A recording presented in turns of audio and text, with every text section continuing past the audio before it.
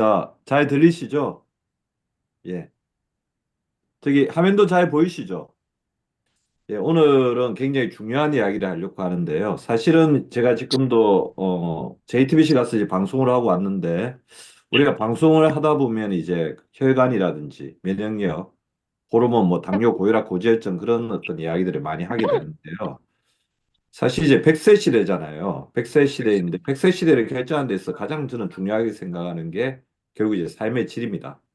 그럼 삶의 질이라고 한다면 오늘 제가 말씀드리는 잘 보고 잘 1월 씹고 그다음 잘 29시였습니다. 듣고 이런 정부 부분들이 굉장히 오늘 중요할 것 구성을 마친 직후에 이재명 더불어민주당 대표를 찾아가서 만났습니다. 이 중요할 어제 거라고 이제 생각이 되거든요. 두 당이 지금 잠시 본인들 음소거 조금 이렇게 확인해 주시고요. 다른 분들의 원활한 이제 강의 청취를 위해서 음소거 다 해주시기 바랍니다. 예. 그래서 지금 오늘은 그래서 감각기관 어떻게 보면 감각기관은 삶의 질을 이제 결정한다. 이게 감각기관이 좋지 않으면 굉장히 어떤 삶의 질이 떨어진다 그렇게 생각할 수도 있지만 저는 이제 결국에서 가장 중요한 게 이런 감각기관이 제대로 이렇게 소통이 되고 원활하게 형성이 되어야지 우리 몸을 구성하고 있는 모든 어떤 장기들이 잘 이제 돌아갈 수 있다고 생각하거든요. 그래서 선배님 한번 감각기관에 관련된 켜주세요. 말씀을 같이 이렇게 나누도록 하겠습니다. 그래서 먼저 눈에 대해서 말씀을 드릴게요. 그 제목은 눈으로 세상을 보고 눈을 통해 건강을 본다. 자, 이게 무슨 말이냐면 우리가 다른 사람을 볼 때 지금 우리 리더님들이 저를 보고 있는 건 눈으로 보고 있지만 저는 이제 환자분들을 볼 때는 눈을 제일 먼저 보는데 눈을 보는 이유는 다른 게 아니라 그 사람의 건강에 관련된 가장 많은 정보를 눈이 가지고 있어요. 지금 뭐 주변에 거울이 있거나 스마트폰이 있으면 한번 켜가지고 사진을 켜보시고 본인의 눈을 한번 이렇게 들여다보십시오.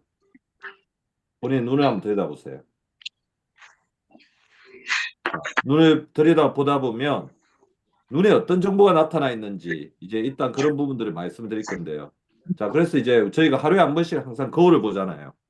그래서 우리 리더님들이 거울을 볼 때는 전체적으로 이제 화장이 잘 이렇게 메이크업이 잘 됐는지 헤어스타일이 잘 되어 있는지 그런 것들을 보시는데 얼굴을 전체적으로 한번 살펴보시면서 눈의 모습까지 딸기는 월요일이나 보시기 바랍니다. 첫 번째, 그래서 눈은 내 몸 신호의 입구이다. 다시 이야기하면 밖으로 드러난 건강, 밖으로 드러난 또 장기 있네 아직 남아있네. 그거 안 했는데. 보시면 나 됩니다. 이거 예? 첫 남다. 번째 이제 최근에 이제 굉장히 많아지고 있는 질병이죠. 갑상선 기능악리증. 갑상선이라는 것은 우리 몸에서 체온을 유지하고 에너지를 내는 데 있어서 굉장히 중요한 어떤 내분비 기관인데 이 갑상선 기능이 너무 과도하게 이렇게 올라가는 것을 아니, 적응해야지. 지형 항진증, 뭐 그레이브스병이라고 하죠. 근데 이렇게 갑상 기능이 항진되게 되면 부산 건데 물론 시겠구나. 먼저 이런 문제가 바로 생기지는 않습니다. 어떤 일이 먼저 약속도 없나? 생기냐면 아, 심장이 굉장히 빨리 뛰고 그 다음에 살이 쭉쭉 빠집니다. 그렇지만 대부분 이제 그런 경우를 또 잘 모르고 넘어가는 사람도 있는데요. 갑상선 기능 항진증인지 모르고 이렇게 오랜 시간 동안 본인을 방치하게 되면 이렇게 암구 돌출증이라는 게 발생하게 돼요. 눈 뒤에 있는 결체 조직이 이렇게 사장님 60년밖에 안 되는 좋아한다. 거거든요. 그래서 암구돌출증이 이게 목에 있는 어떤 갑상선이 커지는 거와 같이 결합이 된다면 이거는 갑상선 기능 항진증이다. 그렇게 볼 수가 있고요. 반대로 갑상선 기능이 되게 떨어지게 되면 몸이 붓습니다.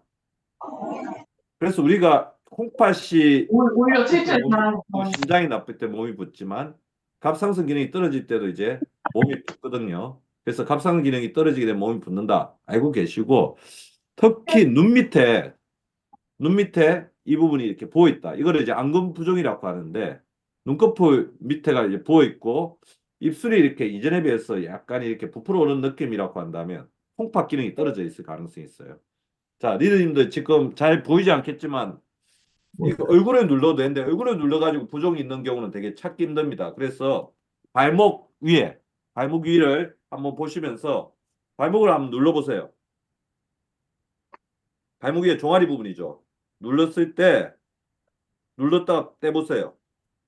눌렀다 떼보시고 시간을 세워보세요. 1초, 2초. 그래서 한 2초 만에 이제 바로 올라오면 홈파 기능이 괜찮은 겁니다. 근데 시간이 지나도 2초, 3초가 지났는데도 움푹 이렇게 파인 채로 있다. 그렇다면 이제 부종이 있는 거고, 그럴 때는 심장 기능이나 홈파 기능이 나쁜 게 아닌지를 반드시 한번 체크를 해보셔야 됩니다. 그리고 이제 제가 눈을 보라고 했을 때 눈에서 굉장히 많은 신호, 정보를 가지고 있는 것 중에 하나가 결막인데요. 자, 눈꺼풀 이렇게 밑으로 내렸을 때, 그래서 이 부분이 굉장히 중요해요. 사실은 이제 우리 몸에서 빈혈이 있을 때 가장 예민하게 반응하는 부분이 바로 눈꺼풀이거든요. 아래 눈꺼풀이거든요. 그래서 아래 눈꺼풀을 한번 이렇게 까가지고 이 부분에 이렇게 창백하다. 원래는 이렇게 혈관이 있어가 빨개야 돼요. 그래서 지금 건강한 상태를 한번 이렇게 나중에 확인해 보시고, 근데 이거 가끔 이렇게 눈꺼풀을 이렇게 아래쪽으로 해가지고 이게 하얗다, 창백하다. 그럼 빈혈입니다. 자, 빈혈의 가장 많은 원인들은 나이별로 좀 다르죠. 10대 때 빈혈의 가장 큰 원인 중에 하나는 뭐 이렇게 영양결핍일 수가 있죠. 근데 뭐 이렇게 식사를 제대로 못 챙기거나 그럴 수 있지만, 우리가 특히 여성분들에 있어서 빈혈의 가장 큰 원인 중에 하나는 이게 월경이 잘 조절되지 않아. 가다월경이나 30대 40대가 지나면 자궁의 근종이나 자궁의 내막으로 인한 월경이 가다인 것도 있을 수 있지만, 우리가 40대를 넘어갔을 때 빈혈의 가장 큰 원인은 뭘까요? 40대 넘어가게 되면 맞습니다. 바로 암의 원인일 수가 있어요. 그래서 빈혈 체크는 뭐 매년 건강검진을 하면서 1년에 한 번씩 살펴봐야 되겠지만, 간혹 이렇게 너무 바쁘시다 보면 건강검진을 거르는 경우가 많잖아요. 그럴 때는 이렇게 눈꺼풀 같은 경우를 살펴보면서 본인이 보기 힘들면 다른 사람 보고 봐달라고 하면서 빈혈이 있는지 없는지 뭐 그런 것들을 한 번씩 체크를 해보는 게 좋습니다. 그리고 최근에 들어서 이제 눈 다래끼가 생기시는 분들이 굉장히 많은데, 눈 다래끼는 면역이 떨어져 있다는 신호입니다. 왜 그러냐면 눈 다래끼는 우리 몸에 굉장히 많은 혈관이 지나가는 조직이 있고, 또 외부로부터 들어오는 미세먼지나 꽃가루나 외부의 어떤 병균과 굉장히 많이 닿는 거잖아요. 그래서 눈 다래끼가 지금 반복적으로 생기고 있거나 한 번 생긴 눈 다래끼가 없어지지 않고 굉장히 심하다고 하면 본인 몸에 면역력의 기능이 떨어져 있는 게 아닌지 반드시 한 번쯤은 체크를 해보셔야 되고요. 그거는 혈액 검사를 알 수 있는 방법 중에서는 제일 간단하게는 백혈구 수치를 체크해 보시면 됩니다. 백혈구 수치를 체크해 보면 백혈구 분율이라는 게 있거든요. 백혈구 분율 중에서는 림프구라는 림포사이트, 뉴트로필이라고 하는 이제 가립구가 있는데, 이 중성 가립구가 있는데 이 두 개의 비율을 따서 이게 적정한 비율, 한 1.5대 1이 돼야 되는데 그 비율 이상으로 가 있거나 그 비율 이하로 가 있으면 문제가 있는 것이고요. 우리 리더님들이 건강검진했을 때 나의 면역력을 또 알 수 있는 가장 쉬운 방법 중에 하나는 요산 수치를 보면 알 수 있는데요. 요산 수치가 지나치게 높으면 뭐 통풍이다 그렇게 볼 수 있지만, 요산 수치가 높은 사람들은 지금 활성산소에 대해서 굉장히 과도하게 항산화 기능이 이제 반응하고 있는 것이죠. 여자 장독 간에 그런 부분도 와이파이 돼 있어요. 해보시는 게 필요할 것 같습니다. 되니. 이거는 잘 아시죠? 이제 이 하나만. 눈꺼풀이 이렇게 노란 거는 뭐예요? 노란 거? 글쎄 한 사연을 쓰고 눈꺼풀이 이렇게 노랗게 노는 건 황달이라고 그러죠. 음. 황달은 뭡니까? 우리 몸의 빌리루빈. 빌리루빈은 마주 앉아 우리 담낭에서 만들어져 가지고 맞아. 담즙을 통해서 내가 이제 저기 빠져나가야 들을게. 되는데, 이 담즙을 통해서 빠져나가야 되는 빌리루빈이 빠져나가지 못하고 몸속에 많이 있는 경우인데, 두 가지 경우일 때 황달이 생깁니다. 간기능이 떨어졌을 때. 최근에 이제 간기능 관련해서 이제 활성산소나 글루타치온의 기능이 어떤 굉장히 중요하게 이렇게 되는데, 그런 부분에 어떤 기능이 떨어졌거나 그게 지금 수백 이게 지금 다 한 번씩 확인해 봐 주십시오. 음소거. 저거 누를까? 두 번째, 담도암이나 담낭암이나 췌장암처럼 뭔가 담즙이 흘러나가는 쪽에 막힌 부분이 있어요. 이렇게 그래서 이제 결막에 노란 부분이 있으면 반드시 빨리 병원에 가셔가지고 만약에 내일 좀 뭐 들을 때도 초음파나 CT 등은 체크하셔야 됩니다. 됐어요? 그 다음에 오른쪽에 보시면 이게 눈에 여보세요? 어떤 빨갛게 이제 혈관이 터져 있는 게 있죠. 아, 음소거했어요. 자, 이거는 눈에는 굉장히 미세한 혈관들이 많이 지나가는데 이런 경우는 두 가지 경우입니다. 음소거 해주세요. 당뇨를 통해 가지고 당뇨나 이제 그런 당뇨나 이제 고지혈증으로 해서 혈관이 굉장히 약해졌거나 그다음에 혈압이 높아지면서 모세혈관이 터지는 경우 이런 문제가 있을 수가 있어요. 그래서 왼쪽은 간, 담낭, 담도 노랗게 보이는 거는 눈에 혈관이 저렇게 터져서 충혈이 자주 되는 거는 혈관의 문제인데 혈압이나 당뇨나 고지혈증을 체크를 해보셔야 됩니다. 그리고 이제 콜레스테롤 어떻게 보면 몸에 이제 지방 덩어리인데 지방 덩어리가 쌓였을 때 제일 많이 보일 수 있는 부분 중에 하나는 이게 미간 옆에 이렇게 지방이 자라는 겁니다. 눈꺼풀 이쪽이 굉장히 취약하고 지방이 잘 침착되는 거거든요. 그래서 몸에 알게 모르게 이런 지방종 같은 것들이 많이 생긴다. 그럼 반드시 콜레스테롤 체크를 해봐야 되고요. 자, 이게 왼쪽 눈 같으면 이제 잘은 안 보이시겠지만 눈동자 옆에 이렇게 녹색으로 보이는 게 있을 겁니다. 녹색 띠 같은 게 있는데 이 녹색 띠는 콜레스테롤 링이라고 합니다. 그래서 이런 부분들 조금 더 체크를 해보셔야 되죠. 그래서 저는 그렇게 생각해요. 눈은 우리가 다른 어떤 부분을 보기 위한 그리고 보는 게 굉장히 중요합니다. 우리가 제대로 보고 그다음에 제대로 이렇게 그런 부분을 받아들일 수 있는 게 뇌에 굉장히 중요한 이제 영향을 주거든요. 그러니까 시력이 떨어지게 되면 아무래도 이제 독사활동도 떨어지게 되고 운동도 제대로 못하고 여러 가지 문제가 생길 수가 있잖아요. 그래서 시력을 좋게 유지하는 게 굉장히 중요하지만 또 우리가 눈을 자세히 들여다보면 내가 내 건강 관리 잘하고 있는지 그런 어떤 나의 컨디션을 알 수 있는 부분이 있을 수가 있습니다. 안 된다 하면서. 나의 컨디션이다. 그래서 처음 보는 증상이 발생하면 반드시 의사와 상의하고요. 눈에 몸에 이상이 나타난 다음에 이를 통해서 시력이 나빠질 수 있죠. 또 그런 부분들을 조절해 주는 게 굉장히 중요합니다. 그리고 시력이 갑자기 떨어졌다. 눈이 침침하다. 흐릿하게 보인다는 것은 굉장히 문제가 있는 현상일 수 있습니다. 특히 이제 시력이 갑작스레 저하가 되면서 눈이 아프다 그러면 이제 녹내장, 시야가 갑자기 흐려졌다. 그러면 백내장, 그 다음에 흐릿하게 보이거나 두 개로 보인다. 그럼 뇌압이 올라가는 문제일 수 있기 때문에 이건 반드시 병원에 진찰을 받아봐야 되겠지만 병원에서 특별한 이제 문제 없이 진찰을 했는데 아무 문제 없이 이런 증상이 있다고 한다면 눈으로 가는 에너지가 이제 떨어진 거죠. 그리고 이런 눈에 에너지가 떨어지게 되면 이것이 결국에 시력의 저하로 갈 수가 있습니다. 이런 경우에는 30분 더 휴식, 30분 더 자기, 음주를 줄이고 고급 단백질, 심각게 먹기 이런 것들을 실천을 해주셔야 되는데요. 제가 최근에 이제 시력이 나빠지는 100세 시대니까 시력이 굉장히 중요하잖아요. 근데 결국은 눈으로 가는 이제 순환, 눈은 이제 그 앞에 있는 안구 조직하고 뒤에 있는 수정체 액으로 이루어져 있는데 이 수정체 액은 우리 혈액의 기능, 혈액이 얼마나 맑고 투명하고 우리 몸에 염증이 얼마나 적은지와 굉장히 관련이 많이 되어 있습니다. 그래서 우리 몸의 염증을 줄이는 노력, 만성 염증을 줄이는 노력하고도 굉장히 관계가 많다는 거죠.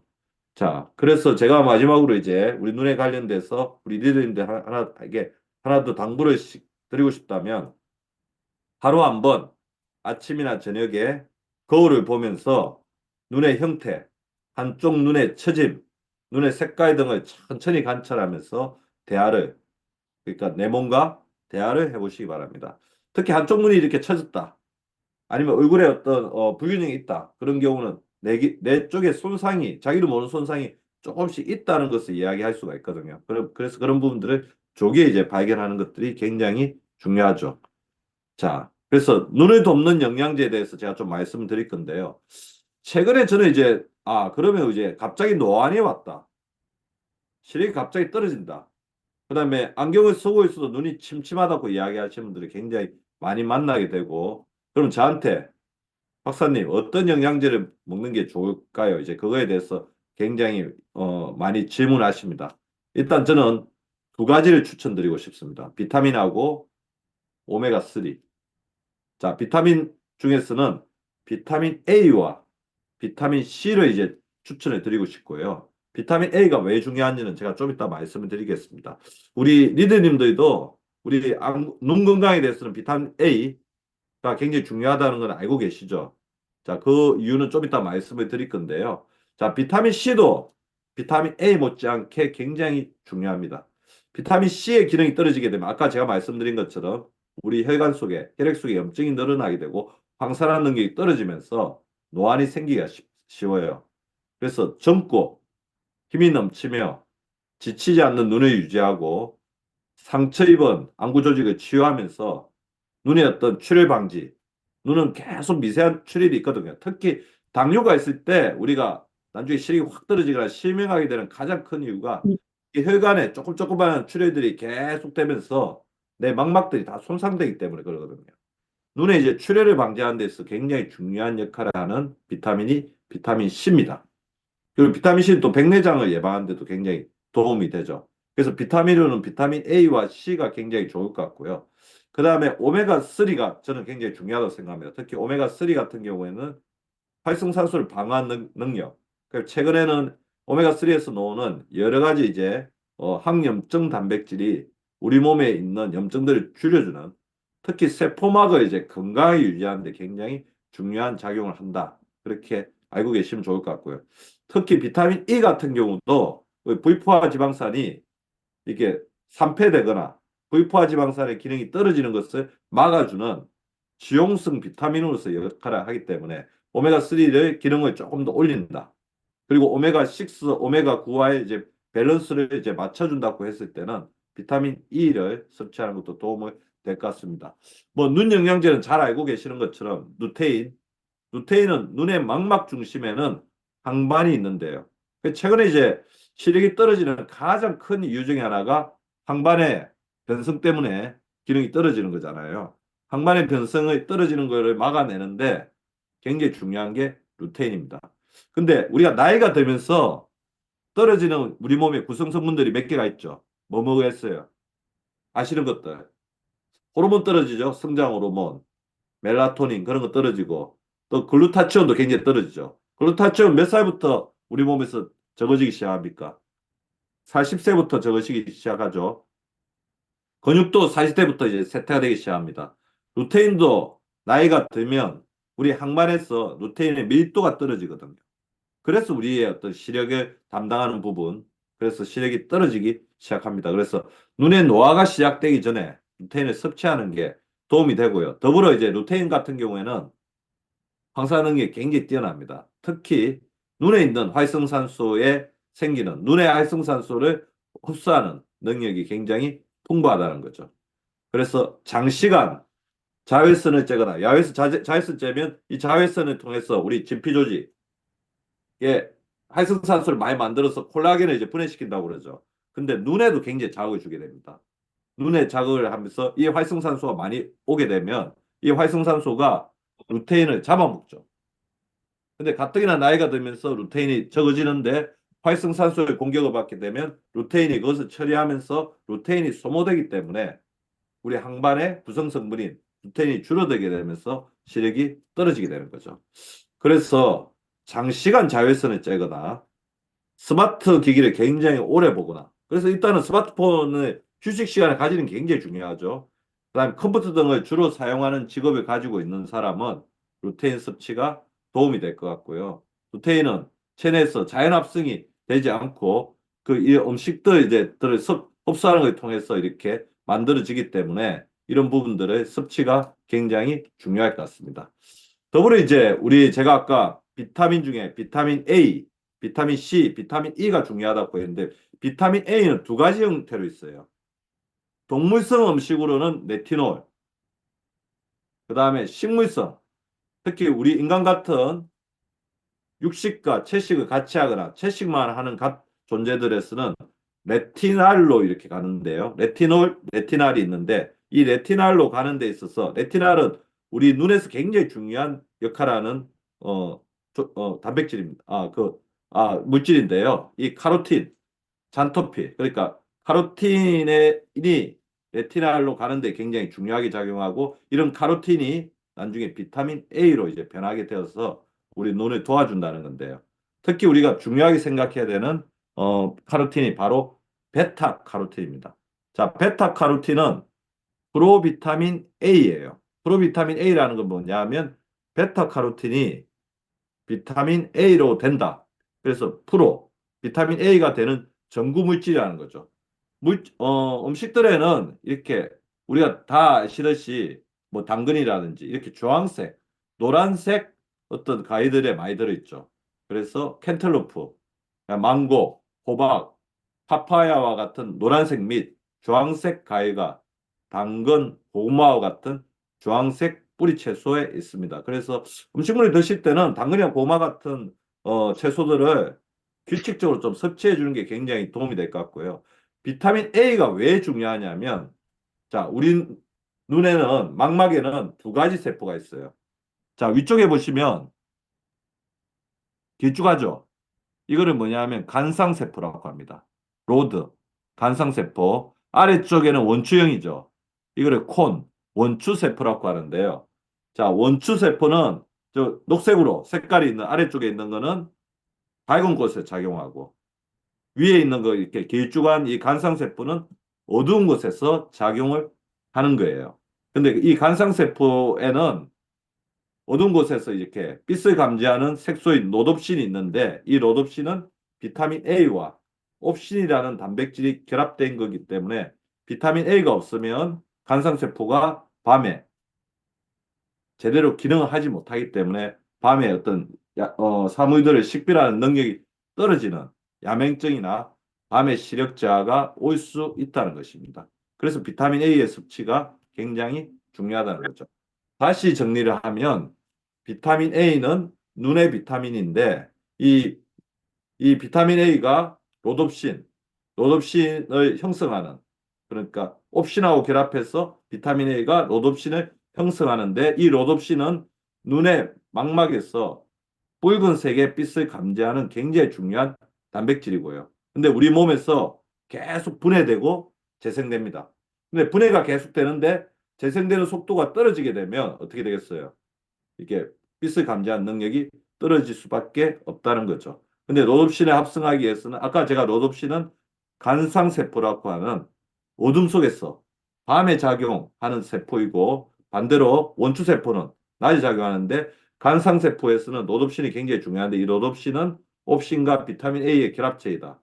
그래서 비타민 A가 반드시 필요한데, 비타민 A가 부족하게 되면 시력저하, 노안, 특히 야맹증 등의 각종 눈질환을 일으키게 된다는 겁니다. 그래서 비타민 A가 풍부한 음식, 특히 베타카로틴이 풍부한 음식. 그래서 베타카로틴을 섭취해서 그게 비타민 A로 잘 이렇게 형성되도록 도와주는 게 필요하다는 거죠. 자, 눈을 지켜주는 영양소를 한번 다시 정리를 하겠습니다. 비타민, 아까 제가 말씀드렸던 A, 그다음에 망막의 건강, 비타민 A는 금방 이야기했던 노놉신, 간상세포, 야맹증을 막고 시력을 지켜준다. 비타민 A가 주로 많이 들어있는 물질들은 음식들은 계란, 당근, 시금치 등이 있을 수 있을 것 같고요. 그다음 아까 비타민 C는 제가 왜 중요하다고 했죠? 눈의 출혈 방지, 눈의 재생, 그다음 망막을 맑게 유지해 주는데 굉장히 중요하죠. 그럼 비타민 C는 전반적으로 우리 리더님 다 알고 계신 것처럼 다양한 이제 과일이나 채소들이 있기 때문에 그런 것들 섭취해 주는 게 좋을 것 같고요. 비타민 E는 아까 오메가3, 6, 9과 같은 우리 몸에 망막이라든지 세포막의 어떤 제일 중요한 구성물질 중에 하나라고 하는 그런 구성물질들을 일으키는 도와주고 산패가 되는 것을 막아주는데, 오메가3가 막아주는데 굉장히 중요한 역할을 하는 게 비타민 E다. 비타민 E 같은 경우는 견과류라든지 뭐 이런 어떤 지용성 그런 쪽에 굉장히 많은 거죠. 그다음에 루테인이나 지아잔틴, 아까 루테인은 항반의 그 부분이라고 했습니다. 그리고 오메가3는 그 우리 생선 같은 부분에 있고요. 아연이 또 이런 부분들이 잘 작동하게끔 도와주기 때문에 눈이 지금 침침하다. 그런 분들은 아까 제가 말씀드렸던 것처럼 비타민 A, C, E, 오메가3 지방산에 루테인, 아연 등의 섭취에 조금 신경을 쓰시면 좋을 것 같습니다. 최근에 제가 살펴보면 결국에 눈이 노화되는 과정에서 다른 사람하고 똑같은 어떤 유전적 소질을 가지고 있거나 특별하게 눈에 질병이 없는데도 눈의 노화 속도가 빠른 사람들이 있어요. 그 눈의 노화 속도를 결정하는 데 있어 가장 중요한 원인 중에 하나는 저는 이제 드라이 아이, 안구 건조증이라고 생각하거든요. 그 건성환이 굉장히 많습니다. 그 제가 실제로 이렇게 살펴보면 이 건성환이라는 것은 망막 쪽에 계속해서 염증이 생기고 그 염증 자체가 잘 치료가 안 된다는 거예요. 피부하고 같다고 보시면 됩니다. 피부의 노화가 일어나는 가장 큰 이유는 피부에서 이 수분을 막아주는 보습막이 망가지는 거거든요. 보습막이 망가진다는 것은 우리 밖에서 들어오는 노폐물, 그 다음에 외부의 공격으로부터 막아낼 수 있는 완충막이 굉장히 떨어진다는 거고, 이쪽에 굉장히 염증들, 불타는 어떤 그런 증상들이 많이 늘어난다는 거죠. 그래서 최근에 이제 그런 피부의 보습막을 유지하기 위해서 콜라겐이라든지 히알루론산, 그리고 세라마이드 이제 그런 부분에 대한 어떤 연구들이 굉장히 많이 되고 그런 부분 자체가 굉장히 중요하다고 이야기하는 것처럼 이게 눈의 노화 또 이게 눈에서 적절한 정도의 습도, 보습을 유지하는 기능이 떨어지는 거하고 굉장히 관련이 많습니다. 그래서 항상 자기 눈에서 이런 증상이 있지 않은지를 살펴봐야 돼요. 그래서 건성환이 내가 눈이 너무 뻑뻑해. 그래서 안구에 인공 눈물을 넣어야 되겠어. 그 정도가 되면 이제 많이 늦은 겁니다. 그 전에 이제 건성환으로 가고 있지 않는지를 살펴보고 더 좋은 거는 그렇게 되지 않도록 생활 습관을 가지는 게 중요하겠죠. 그래서 모래가 낀 듯한 까칠한 눈, 찌르거나 타는 듯한 안구통, 시야의 흐림, 그다음에 눈물 가다와 삑 감인증, 충혈 같은 경우는 뭐 이런 경우가 있다고 한다면 일단 안과에 가서 녹내장이나 백내장 뭐 다른 안과 질환이 없는지 살펴봐야 되겠지만 특별한 이상이 없이 이런 증상이 계속해서 지속된다고 한다면 근성 안구의 가능성이 많고요.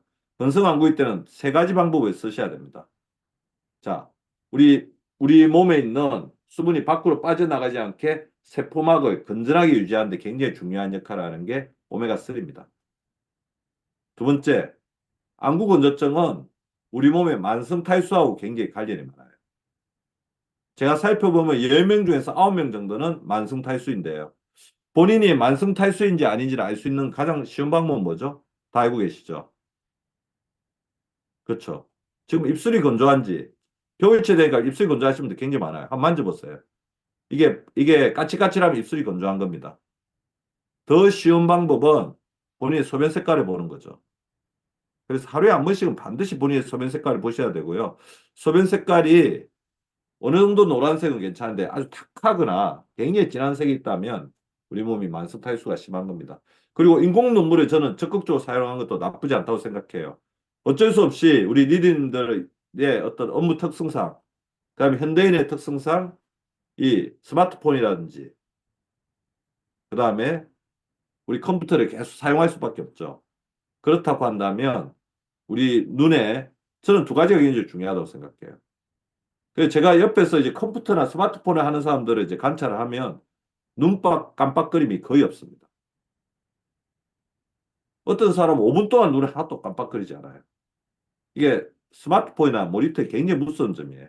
그렇게 되면 눈이 계속해서 자극받고 있다는 거죠. 시야이 날 때마다 눈을 이제 깜빡깜빡 해가지고 이 눈꺼풀이 망막을 적셔주는 게 굉장히 중요합니다. 이건 둘한테 다 도움이 되는 거예요.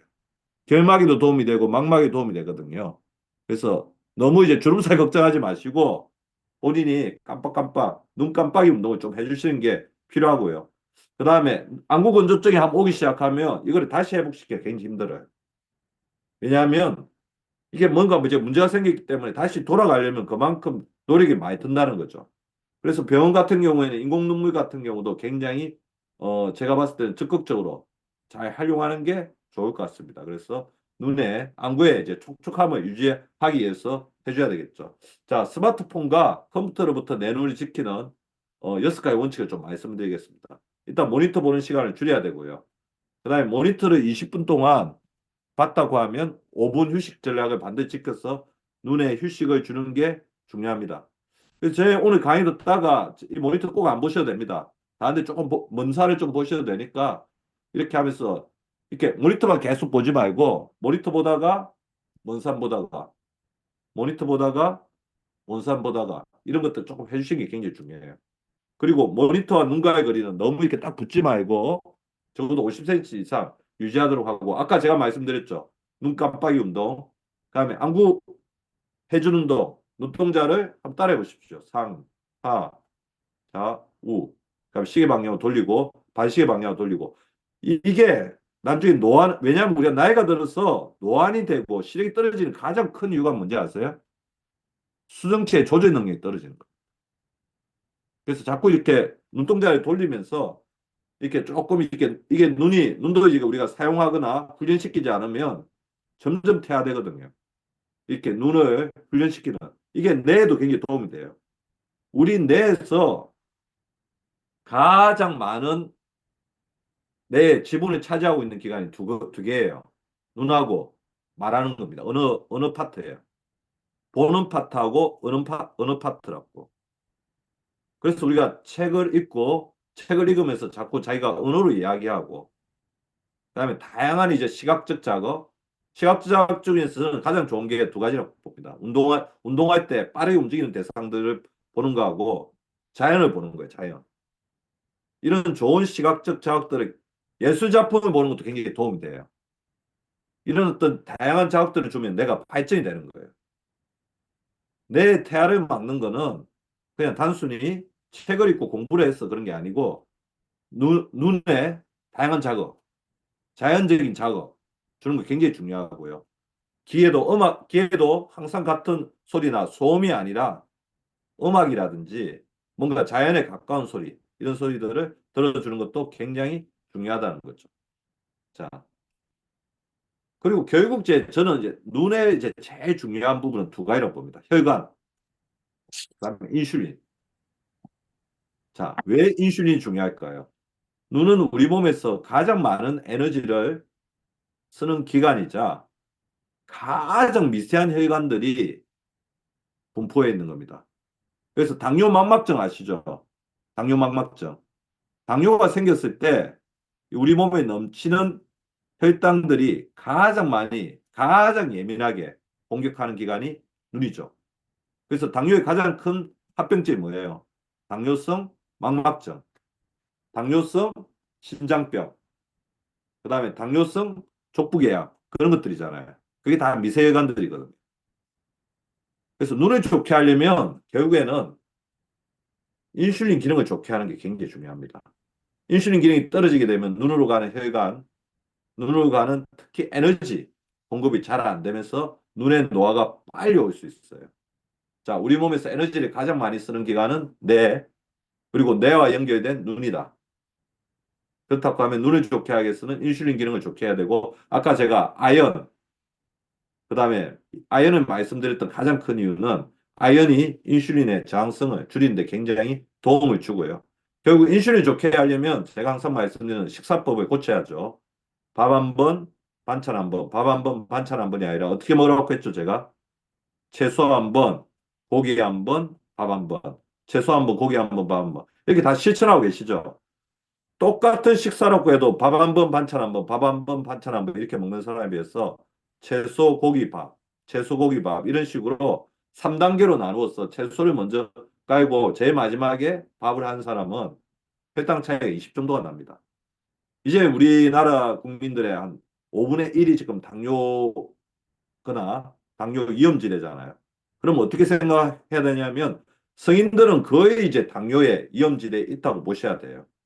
그리고 우리가 100세 시대이기 때문에 100세 시대에서 우리가 나중에 당뇨에 이제 그걸 피해가면서 살 수 있다는 거는 뭐 치매라든지 심장병의 확률을 낮추는데 굉장히 중요합니다. 그래서 인슐린 기능에 끊임없이 이렇게 신경 쓰고요. 저한테 그런 거를 많이 물어봅니다. 원장님, 그러면 과일을 먹으면 안 되느냐? 과일은 파이토케미칼이 있으니까 먹어야 되는데, 근데 과일은 너무 많이 드시면 안 되는 분들 있죠. 혈당이 조절 안 되거나 당뇨인 분들은 적절하게 드셔야 되는데, 그렇다면 어떤 과일을 먹는 게 좋냐? 그러면 혈당 지수가 낮은, 같은 양을 먹었을 때 혈당을 적게 올리는 과일을 먹는 게 좋다. 그래서 혈당 지수가 낮은 세 가지 정도를 제가 보통 추천드려요. 사과, 배, 포도. 그렇지만 그러면 이 과일밖에 못 먹느냐? 그건 아닙니다. 제철 과일은 보약이잖아요. 그러니까 너무 과도하게만 먹지 않는다면 괜찮죠. 우리가 피해야 될 거는 정제 탄수화물이죠. 지나치게 가공된, 프로세스된 그런 어떤 정제된 탄수화물을 하얀 설탕에 가까운 그런 것들 좀 피해야 되겠죠. 두 번째, 기에 대해서 말씀을 드릴 건데, 청각. 잘 들어야 내가 깨고 말이 유창해진다. 그래서 제가 왜 이 부분에 대해서 굉장히 중요하게 이제 말씀을 드리냐면요. 지금까지 청각에 대해서는 굉장히 어떻게 보면 조금 사소하게 가소평가가 됐던 것 같은데요. 60세, 70대 수명이 때는 청각의 문제가 부각이 안 될 수가 있습니다. 근데 제가 최근에 이제 80세가 넘는 어르신들을 많이 진료를 하게 되는데 그렇게 되면 딱 두 가지예요. 80세가 넘는 분들 중에서는 제 이야기를 진짜 잘 알아듣고 바로바로 대화가 가능한 사람이 있는가 하면 나머지 이제 한 3분의 1은 물어봐요. 아, 원장님, 이렇게 말씀하셨어요? 그것도 괜찮습니다. 근데 90세가 넘어가는 어르신 중에는 일부는 우리가 종이로 써줘야지 의사소통이 되는 사람이 있거든요. 근데 그분들이 어쩔 수 없이 그렇게 기회 능력이 떨어지게 되면 인지기능이 굉장히 떨어져요. 기회 능력이 떨어지면 뭐가 먼저 떨어지겠어요? 말의 유창성이 떨어집니다. 말의 유창성이 떨어지면 자기 생각을 전달하지 못하기 때문에 물론 사고의 위험도 굉장히 올라가요. 사고의 위험도 굉장히 올라가지만 뭐 균형 감각이나 그다음에 치매의 가능성이 굉장히 올라간다는 거죠. 그래서 기회 능력을 잘 유지하는 게 좋습니다. 그래서 저는 참고로 이어폰을 거의 사용하지 않습니다. 왜냐하면 이어폰 자체가 아직까지는 우리 청력에 어떤 영향을 미치는 데 대해서는 아직 연구가 많이 진행은 되지 않았지만 결국 이어폰을 크게 틀어놓으면 소음성 난청의 위험성이 있는 거잖아요. 그죠? 그래서 뭐 그냥 이렇게 스피커로 듣고 거기서 조용히 해야 되는 상황에서는 그냥 듣지 않거나 이제 아니면 그러는데 뭐 그거는 이제 또 우리 리더님들이 좀 판단해서 하셔야 될 상황이고 최근에 굉장히 난청 환자들 청력 소실, 그 청력 소실은 아주 심각한 거고 난청은 청력이 좀 떨어지는 거죠. 근데 좀 보십시오. 65세 이상 인구 중 3명 중 1명은 난청이다. 그러니까 우리 리더님들도 자기가 난청인지 아닌지는 모르고 계실 거예요. 자, 근데 이거는 이제 우리가 청력 검사를 해보셔야죠. 건강검진하면 반드시 청력 검사를 하기 때문에. 근데 난청은 이제 한번 발생하면 히어링 로스, 히어링 디프켓트가 있으면 다시 되돌리기가 굉장히 힘들어요. 보청기 정도밖에 없기 때문에. 근데 귀는 어떻게 생각하시면 되냐면 평생 노출량하고 비례한다 그렇게 생각하시면 돼요. 소음, 큰 소리에 노출된 양이 많으면 많을수록 그 시간이 길면 길수록 귀의 능력은 떨어진다. 자, 그래서 오늘 제 강의를 들으시는 우리 리더님들은 그렇게 한번 생각을 해주시면 좋을 것 같아요. 귀가 천년만년 잘 들릴 거라고 기대하지 말고 귀를 아껴줘야 된다. 그리고 청력 손실이 있는 60세 이상의 성인 중 80%는 진단이나 치료를 받지 못한다는 것을 반드시 이해하시고 그래서 건강검진 매번 하지는 못하더라도 2년에 한 번, 뭐 3년에 한 번은 반드시 청력 관련된 테스트를 받아서 자기의 청력에 문제가 없는지를 살펴보는 게 좋습니다. 근데 귀가 이렇게 청력이 떨어지는 이유는 굉장히 다양하게 있어요. 첫 번째 감염이 있습니다. 두 번째는 외상이 있어요. 그래서 우리가 기지를 이렇게 팔 때도 굉장히 주의하셔야 돼요. 이렇게 기지를 파면서 상처를 내면 이 외에 생긴 염증이 중이를 타고 뇌까지 가는 경우도 꽤 있거든요. 그 다음에 중이 쪽에 알게 모르게 자극을 굉장히 주면서 상처를 내고 있는 경우도 있어요. 그래서 저도 이제 가끔 이제 우리 환자들 이 경우를 귀를 들여다보면 본인은 전혀 모르는데 고막에 상처가 나 있는 경우가 있습니다. 어떤 경우는 천공이 돼 있는 경우도 있어요. 자, 그거는 외상 때문에 생긴 게 아니고 염증이 생겨가지고 염증이 타고 고막을 녹인 거죠. 그러면 지금 당장은 힐링이 되기 때문에 모르지만 시간이 지나면 지날수록 청력이 떨어질 수밖에 없습니다. 그 다음 뇌의 기능을 떨어뜨리는 건 세 가지라고 보시면 돼요.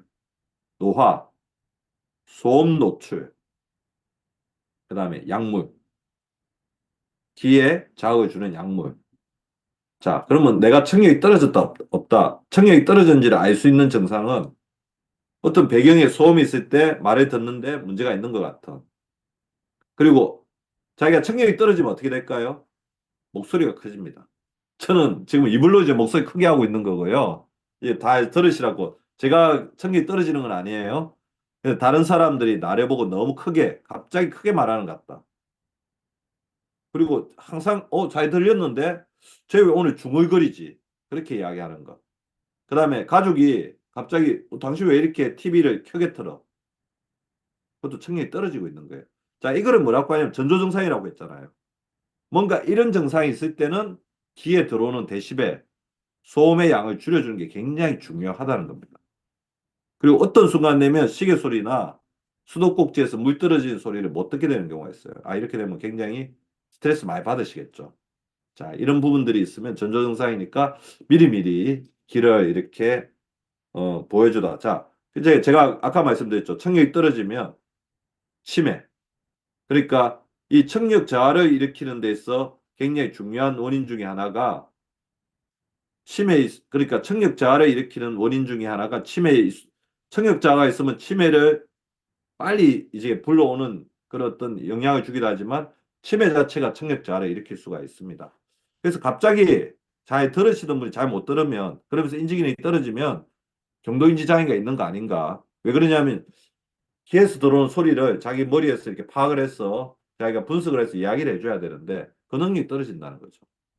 치매나 고혈압도 굉장히 중요해요. 고혈압이나 심장질환이 있어도 청력이 떨어질 수가 있고요. 흡연, 그다음에 당뇨, 그다음에 약물, 고혈당증, 뭐 이명은 워낙 흔한 거니까 이명도 너무 장기간 오래 가면 결국에 청력 저하를 일으킬 수가 있습니다. 그래서 청력을 보호하기 위해서는 너무 과도하게 귀를 후비지 않는 게 굉장히 중요하고요.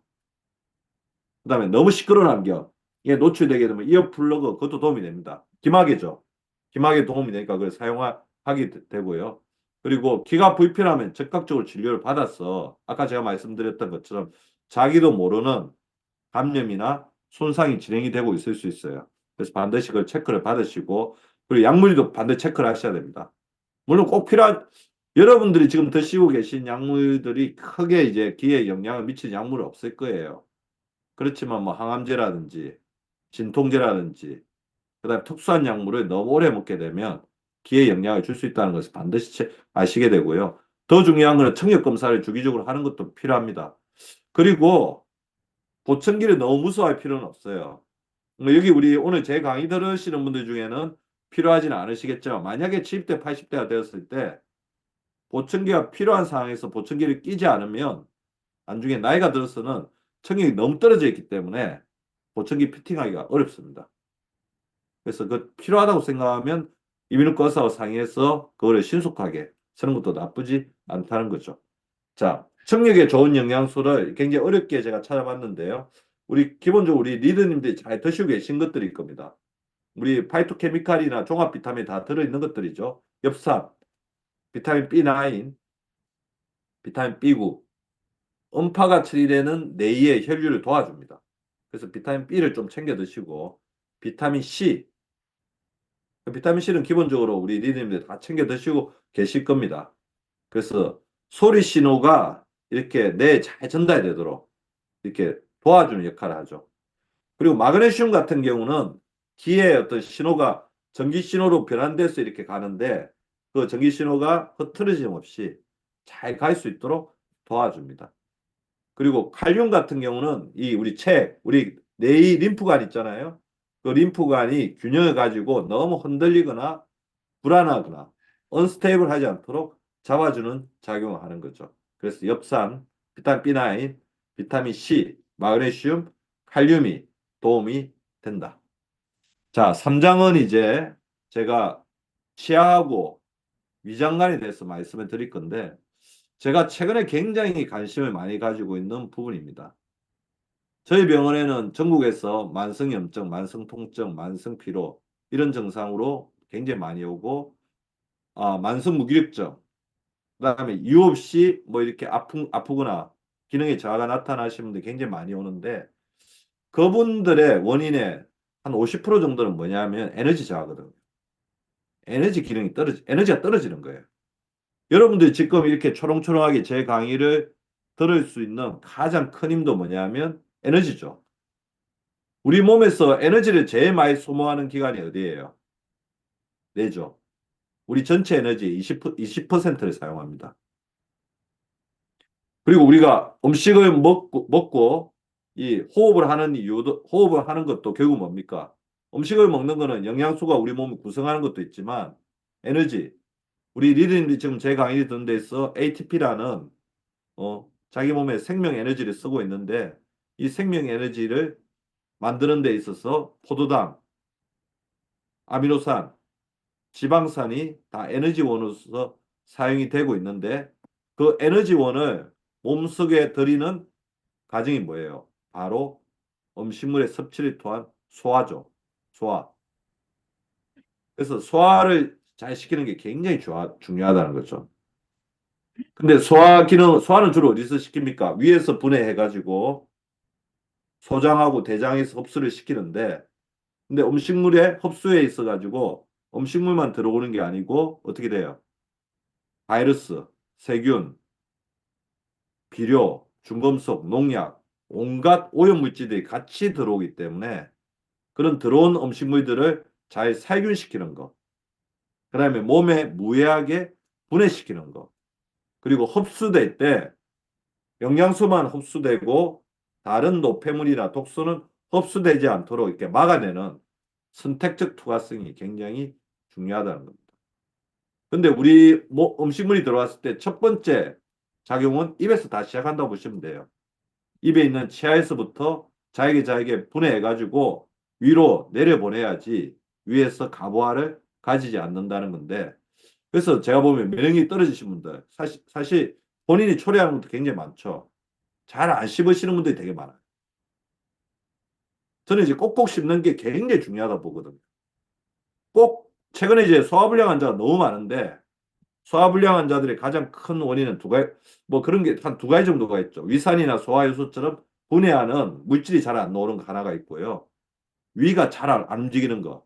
위가 움직이는 데는 자율신경계가 굉장히 중요한데, 자, 이 부분 자체가 전부 다 위나 소장이나 대장에 부담을 줄여줘야 되는데, 줄여주는 데 있어서 가장 중요한 역할을 하는 게 치아라는 겁니다. 혀라는 것입니다. 그래서 입에서부터 소화작용에 조금 더 신경을 써주셔야 됩니다. 그래서 제가 아까 소화 에너지에 대해서 굉장히 관심이 많다고 했는데, 결국 100세까지 우리가 건강하게 사시려면요, 아까 제가 담즙산 이야기했지만 소화액을 잘 유지를 하셔야 돼요. 근데 50세가 넘어가면 위산 저하증이 굉장히 많아요. 위산 가다증도 많은데 위산 가다증인 사람은 위산 저하증이 되기가 되게 쉽습니다. 그냥 다 써버리니까. 그래서 위산이 가다하게 놓을 때는 위염이나 위식도 역류가 되지만 위산 저하가 있을 때는 위산이 음식물을 소화, 살균, 분해를 못 시키기 때문에 이게 살균되지 않은 음식물이 소장이나 대장으로 내려가면 굉장히 우리 몸의 소장이나 대장의 마이크로바이옴의 기능이 망가진다는 거죠. 그걸 이제 디스바이오시스라고 하는데요. 자, 위산은 일단 어떤 역할을 하는지 살펴보십시오. 소화분해 및 살균, 그리고 위산의 분비도 에너지가 있어야 됩니다. 그리고 위산 분비가 저하돼서 저산증이 되면 특히 단백질이 분해가 되지 않아가지고 이 단백 자체가 몸속에 들어오면 어떻게 되냐면 유독성을 가진 항원으로 작용하게 돼요. 가장 대표적인 게 이제 소화불량도 있지만 알러지죠. 배탈이죠. 근데 최근에 위축성 위염이 굉장히 늘어나고 있습니다. 그래서 위축성 위염의 가장 큰 원인을 우리가 헬리코박터라고 알고 있지만 제가 봤을 때는 스트레스라든지 약물 남용이라든지 잘못된 음식의 섭취도 굉장히 크게 원인을 가지고 있는 것 같습니다. 자, 그래서 소장 쪽에 세균이 많으면 15, 대장 쪽에 세균이 많으면 세는장 증후군. 15는 뭐냐면 스몰 인테스틴 박테리아 오버로스. 소장의 세균이 필요 이상으로 가다 증식되는데 소장의 세균이 많아지게 되면 제일 많이 발생하는 증상은 뭔지 아세요? 가스를 많이 만들어냅니다. 그래서 배가 빵빵하고 소화가 안 돼요. 대장의 세균이 유해균이 필요 이상으로 많아지게 되면 아까 제가 말씀드렸죠. 대장에 있는 유해균이 우리 마이크로바이옴이 우리 대장을 지켜주는데 대장을 지켜주는 기능을 못하게 되니까 대장 안에 있는 여러 가지 유해 물질이 장점막을 뚫고 몸으로 다 퍼집니다. 만성염증이 되는 건데 그거를 뭐라고 하죠? 새는장 증후군. 장의 선택적 투과성이 망가지는 거죠. 그래서 새는장 증후군은 뭐라고 보냐면 우리 몸의 만성염증에서 지분을 한 50% 정도 가지고 있다. 그렇게 보고 있어요. 지분을 한 50% 가지고 있다. 자, 새는장 증후군은 뭐냐면 장점막에는 우리 몸의 면역세포가 70%가 있고 면역세포 70%만으로 부족하기 때문에 100쪽의 마이크로바이옴이 특히 유익균 중에 대표적인 유산균이 우리 장의 환경을 도와주고 있는데 유익균의 숫자가 적어지게 되면 이 장점막을 지켜주는 유익균의 가장 중요한 역할이 뭐냐면 장점막이 딱 붙어가지고 유해균이 공격을 못하게 하는 거거든. 새어나가지 못하게 하는 건데 기능이 떨어지게 되면서 장 안에 있는 유해 물질이 우리 몸을 타고 다 퍼지는 만성염증 상태가 되는 겁니다. 그래서 제가 우리가 나이 만 50세가 넘어가게 되면 프리바이오틱스, 식이섬유, 그다음에 프로바이오틱스, 유산균을 적절하게 섭취해야 된다는 게 말씀드리고요. 장누수 증후군이 있으신 분들은 저는 이제 요즘에 한 두 가지 영양소를 추천을 많이 합니다. 오메가3 지방산하고 글루타민. 그래서 그런 경우들을 체크를 해주시는 게 중요하죠. 그리고 제가 아까 나이가 들면서 저산증이 점점 많다고 하고 소화불량이 굉장히 많죠. 그러면 이제 우리가 소화를 시키는 데서 가장 중요한 역할을 하는 것 중에 하나가 소화효소거든요. 그래서 장기력이 떨어지신 분들을 보면 소화효소가 부족한 분들이 굉장히 많은데 소화효소가 부족해지는 가장 큰 이유가 뭔지 아세요? 두 가지입니다. 활성산소 분비가 굉장히 많습니다. 우리 몸에 효소는 세 가지가 있어요. 소화효소, 대사효소, 항산화효소가 있는데 활성산소 분비가 많으면 항산화효소가 많이 만들어지게 되고 그렇게 되면 소화효소 분비가 적어지기 때문에 이 소화효소 기능이 떨어지면서 소화장애, 소화불량이 굉장히 많이 오는 거죠. 두 번째, 스트레스가 많으면 또 소화효소가 굉장히 고갈이 됩니다. 자, 그런 분들은 소화효소를 음식을 통해서 음식이 안 되면 소화효소제를 통해서 좀 보충을 해주는 게 중요한데요.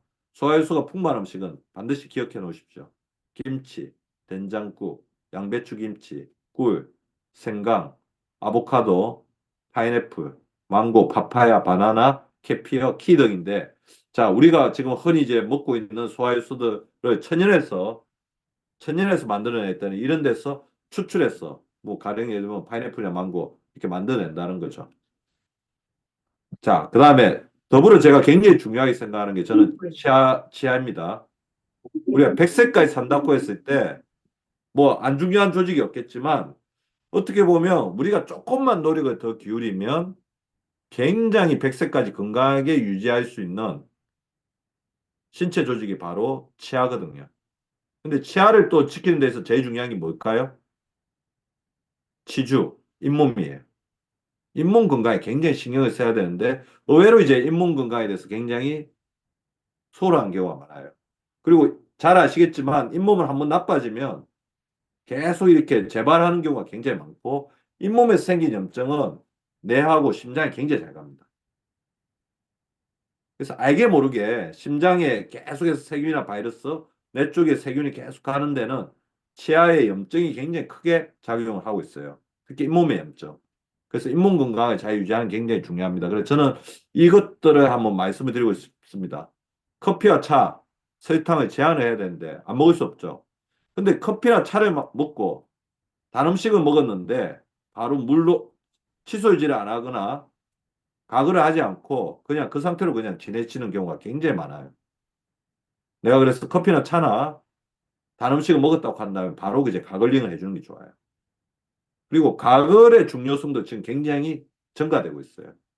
가글을 하고 안 하고가 잇몸염증, 우리 입 안에 세균의 어떤 번식에 굉장히 많은 차이를 만들어낸다. 그래서 가글하는 것들을 습관적으로 하시라. 그렇게 말씀드리고 싶고요. 더불어서 수분 섭취 굉장히 중요하겠죠. 충분한 물. 그래서 물을 마시는 것은 우리가 만성 탈수를 없애는 것도 중요하지만 입안의 환경을 클린하게 유지하는 데도 굉장히 중요합니다. 그리고 내가 치과 의사들한테 물어보면 네가 이제 치아를 건강하게 잘 유지하려면 칫솔 유지도 중요하지만 치실도 굉장히 잘 사용해라. 그리고 치실을 막 사용하면 안 돼요. 너무 자극해가지고 잇몸에 상처를 내는 경우도 있거든요. 부드럽게 사용하는 것도 굉장히 중요하고요. 칫솔이나 치실을 위생을 또 굉장히 잘 해야 돼요. 우리 하고 나서 우리가 알코올이나 이런 거 소독은 많이 하지만 칫솔은 그냥 방치하는 경우가 굉장히 많은데 그렇게 되면 어떻게 되겠습니까? 굉장히 많은 세균이 자라겠죠. 그래서 칫솔의 어떤 이 부분에 그래서 이런 부분에 대해서 이제 앞으로 굉장히 이 부분이 중요하게 될 것 같아요. 칫솔이나 치실을 이렇게 위생, 살균하는 그런 부분에 대한 테크놀로지도 굉장히 중요한 부분이 되지 않을까 생각이 됩니다. 그래서 가글의 치주 건강에 대한 과학적 연구, 그 다음에 치실이 잇몸 건강에 도움이 된다는 연구들은 굉장히 많이 입증이 되고 있으니까 이 부분은 가글이나 칫솔, 치실을 현명하게 잘 사용하는 부분에 대해서 이렇게 연구를 좀 해주시기 바랍니다. 그리고 제가 아까 말씀드린 것처럼 듣는 뇌와 보는 뇌는 연결되어 있어요. 그래서 좋은 것을 본력화하고 다양한 것을 본력화하시고요. 듣는 것도 다양한 소리, 음악, 그다음에 좋은 소리, 자연의 소리 이런 것들을 자꾸 들으려고 노력하시는 게 굉장히 중요할 것 같습니다. 그래서 결국에 이제 듣는 뇌, 보는 뇌. 자, 이게 제가 왜 이 말씀을 드리냐면요. 뇌를 발달, 이게 청각과 시각이 뇌를 발달시키지만 또 뇌를 발달시키면 청각과 시각을 오래도록 젊고 건강하게 유지시킬 수 있기 때문에 청각, 시각, 뇌는 연계되어 있다. 그렇게 생각하시면 좋을 것 같습니다. 그래서 저는 뇌는 이제 장이라고 생각하거든요. 그래서 뇌를 좋게 하기 위해서는 장을 좋게 하는 게 굉장히 중요합니다. 아까 그래서 말씀드렸던 마이크로바이옴, 유산균, 프로바이오틱스, 프리바이오틱스, 그다음 글루타민, 오메가3 지방산 같은 경우가 도움이 될 것 같고요. 그 다음에 근육이 또 뇌를 또 키우는데 굉장히 도움을 줍니다. 단백질, 비타민 B가 도움이 되고요. 혈액순환을 원활하게 하는 게 굉장히 중요하니까 은행잎, 추출물도 도움이 되겠죠. 그 다음에 잠을 잘 자고 신경의 안정성을 또 가지는 게 굉장히 중요합니다. 마그네슘, 태안이 도움이 되고 뇌는 결국에 끊임없는 활성산소와의 싸움이기 때문에 뇌의 노화를 막는 항산화 기능, 글루타치온, 셀레늄, 비타민 C 등이 도움이 되겠습니다. 자, 건강한 감각기관은 풍요하고 조화로운 100세 시대 삶의 질의 관건이고요. 제가 오늘 말씀드렸던 것처럼 그동안 어떻게 보면 굉장히 중요한데 우리가 그동안 중요성을 조금 안 뒀던 신체 기관일 수 있을 것 같은데 이 감각기관이 단순히 삶의 질을 좋게 하는 것뿐만 아니라 우리 리더님들이 앞으로 에너지 넘치는 생명 활동을 유지하는 데서 굉장히 중요한 기관이기 때문에 조금 아껴 주시기 바랍니다. 지금부터 오늘부터 중요성을 좀 깨닫고 그런 분들을 도와주는 우리 리더님이 되시면 좋을 것 같습니다. 자,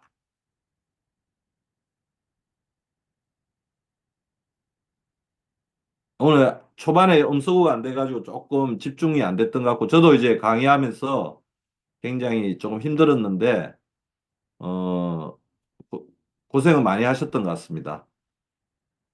자, 처음 보는 증상이 나타났을 때는 그래서 저는 아까 처음 보는 증상이 나타났을 때 어떤 과에 가야 되느냐.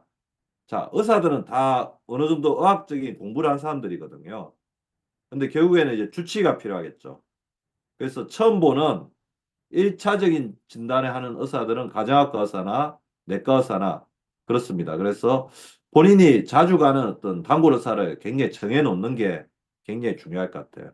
그래서 저희 병원에 오는 환자들은 건강검진 결과지도 가져와서 저한테 보여주시고 그러거든요. 그래서 어떤 의사가 단골 의사냐? 결국 여러분들이 가서 자기의 건강에 관련된 것들을 이야기했을 때 잘 들어주고 그런 부분에 대해서 신뢰감을 줄 수 있는 의사가 제대로 본인의 주치라고 할 수 있으니까 반드시 그런 의사 한 명은 확보해 놓으셔야지 100세까지 지내는데 크게 문제가 없겠죠.